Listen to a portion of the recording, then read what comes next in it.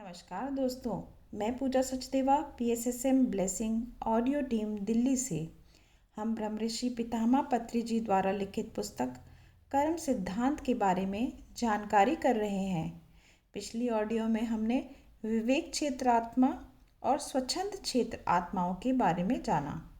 अब आगे, स्वच्छंद क्षेत्र की आत्माएं दूसरे लोक से भी पृथ्वीवासियों की मदद करने का उद्देश्य रखती हैं। उनकी बताने का तरीका निडरता एवं समझ से रहने के से उनके अपने द्वारा जानी गई सच्चाई और ज्ञान को लोगों तक जल्दी बताने के लिए ये आत्माएं अधिकतर पश्चिमी देशों में जन्म लेती हैं। सामाजिक और आर्थिक वातावरण के कारण इस तरह के ज्ञान और सच्चाइयों का विस्तार करने के लिए पश्चिमी देश बहुत ही अनुकूल हैं। इसलिए नए युग का विचार यंगस्टर्स असर पाश्चात्य देशों में ज़्यादा होने के कारण उधर से ही सारे संसार में ये ज्ञान फैल रहा है। अब आप ये पूछ सकते हो कि दो प्रकार के दो क्षेत्रों की क्या ज़रूरत है। दोनों वर्गों को एक ही क्षेत्र में रखेंगे तो ज्ञान के अर्थ को समझने की शक्ति बढ़कर आत्मा की प्रगति जल्दी ही नहीं होगी क्या? ऐसा भी प्रश्न आता है। पत्री जी बताते हैं कि पहले दोनों वर्ग एक ही क्षेत्र में थे, पर उनकी सोच प्रक्रिया अलग होने के कारण वो एक दूसरे के विदेशियों की तरह देखने लग गए। इस तरह की सारी गड़बड़ी और उलझनों को दूर करने के लिए और व्यवस्था ठीक करने के लिए शुरू में दो क्षेत्रों का निर्माण किया गया, पर अब अनजाने में ही एक वर्ग दूसरे वर्ग की तरक्की के लिए आपस में मिलजुल कर काम कर रहे हैं। अब ये भी प्रश्न उठता है कि हम कर्म चक्र में बंधी क्यों हैं। शुरू में स्वच्छंद क्षेत्र फ्री विल क्षेत्र में केवल दुख और प्रेम का अनुभव ही करते थे। सारे एक दूसरे के साथ अपनेपन में रहते थे। अगर उनका कोई अपना भौतिक शरीर छोड़कर दूसरे लोक में जाता है तब उसके सारे रिश्तेदार बहुत ही दुखी होते थे। उस लोक की जो संपन्न और ज्ञानी आत्माएं होती थी उन्हें सांत्वना दे करके समझाते थे और उन्हें उस दुख से उभारकर साधारण परिस्थिति में लाते थे। पृथ्वी लोक बहुत ही सुंदर एवं सुख साधन से संपन्न होने के कारण काफ़ी लोकप्रिय हो गया। इसलिए ज़्यादा से ज़्यादा जीव पृथ्वी की ओर आकर्षित होकर यहाँ जन्म लेने लगे।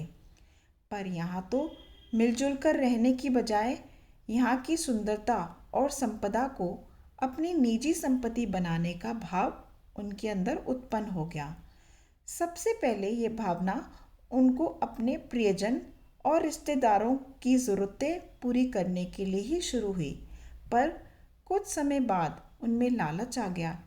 इसके कारण ईर्ष्या, द्वेष, क्रोध, भय, स्वार्थ, क्रूरता, अवसाद भी शुरू हो गए। इन सब दोषों का मूल कारण इच्छाएं ही हैं। इसलिए अपनी इच्छाओं और दोष से अलग हो, मुक्त होकर पवित्र और सादगी से जीवन जी सकते हैं। इनमें फंस के सब चीज़ गंवाने का, सब चीज़ों से वंचित रहने का डर पैदा हो जाता है, जो आत्मा की उन्नति का सबसे बड़ा शत्रु है। डर को कोई भी कभी भी सही तरीके से नहीं समझ पाया है।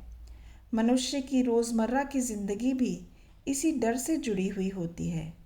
उदाहरण के तौर पर एक आदमी के पास अपार धन दौलत है, फिर भी वह सारा समय और ज़्यादा पैसा धन कमाने में ही लगा रहता है। ऐसा क्यों? इसका क्या कारण है?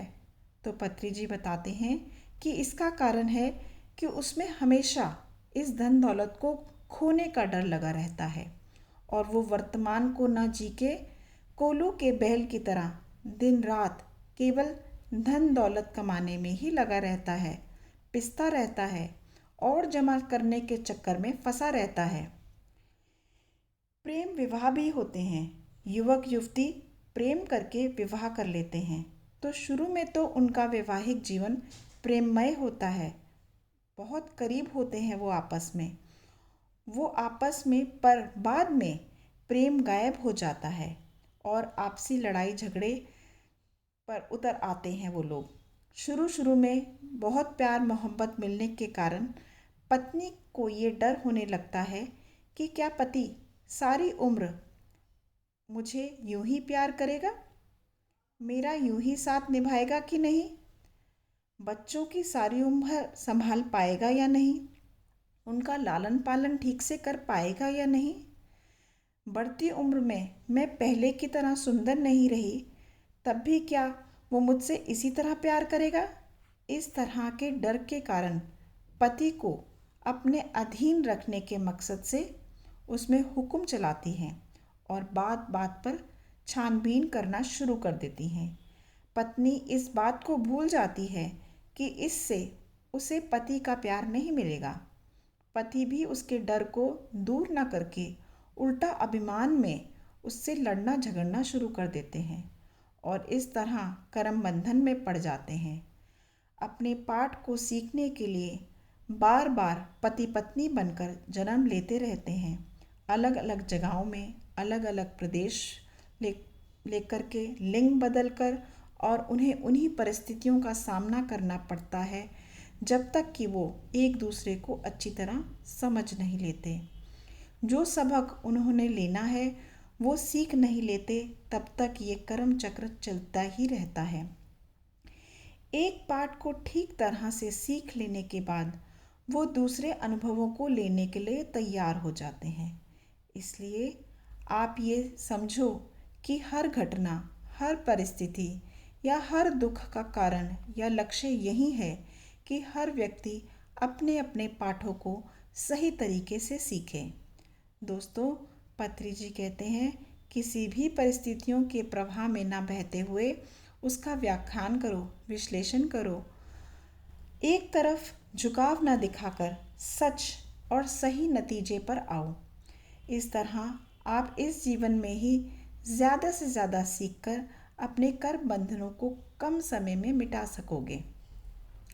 आपको हर एक स्वभाव का विश्लेषण नहीं करना, क्योंकि स्वार्थ, भय, इच्छा, ईर्ष्या, लालसा का कारण तो अपनी इच्छाएं ही हैं। इसलिए अपनी इच्छाओं पर नियंत्रण रखोगे तो सब कुछ सही हो जाएगा। आपकी इच्छाएं ही आपकी दुश्मन बनकर आपको सत्य कर्म में फंसाकर बंदी बना रही हैं। दोस्तों, आज के लिए बस इतना ही। आगे की जानकारी हम अगली ऑडियो में करेंगे। धन्यवाद।